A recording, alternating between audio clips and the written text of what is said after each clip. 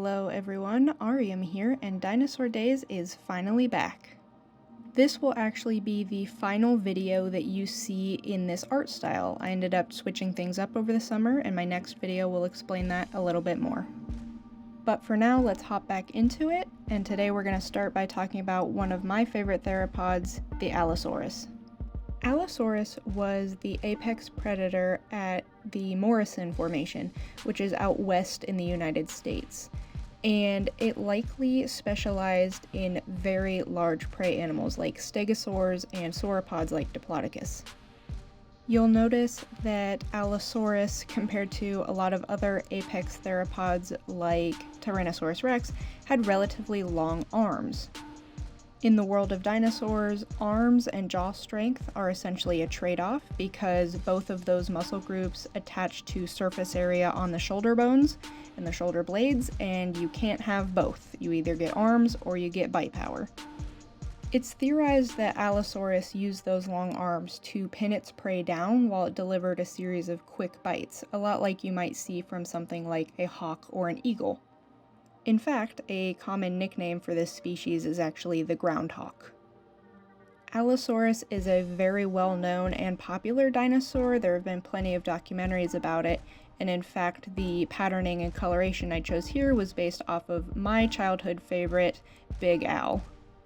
Big Al is a very nearly complete fossil specimen of a subadult Allosaurus that survived many different injuries and ultimately died in part due to a bone infection in his foot. If you grew up with the Walking with Dinosaurs documentaries like I did, you might be surprised to know that Big Al might actually be Big Alice. There have been recent studies that have shown that some of the calcium deposits and other mineral deposits in Big Al's legs are often found in modern-day birds when they're pregnant. So it's possible that Big Al or Big Alice may have been gravid when they died. Regardless, Allosaurus is one of the more well-known US dinosaurs, but it's not the only dinosaur that I want to feature in this video. So next up is Ceratosaurus. Allosaurus and Ceratosaurus are often compared side by side because they lived in the same place at the same time, the Morrison Formation in the late Jurassic. Ceratosaurus means horned lizard, and I'll give you 3 guesses as to why this animal might be named that.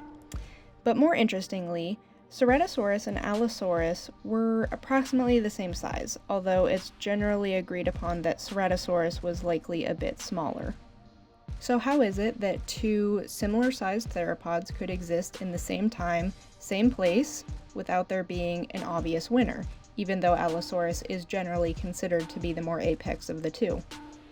Well, the easy answer is that even though they were in the same place at the same time, they likely were not competing for the same sources of food. As mentioned previously, Allosaurus had longer arms but a lower bite force, and likely preyed upon Stegosaurus and large sauropods. On the other hand, Ceratosaurus has a massive skull and a lot of jaw muscle, as noted by those shorter arms.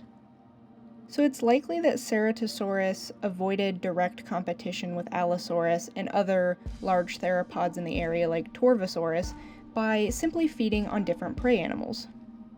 However, that doesn't mean that competition between these species was zero, and at the Morrison Formation, there were about 7.5 more Allosaurus for every 1 Ceratosaurus, at least based on the fossils we've found so far. So Allosaurus is considered the superior species simply because it was so prolific. All I can say for sure is I would not have wanted to be a Stegosaurus in the Morrison Formation in the late Jurassic, let me tell you what.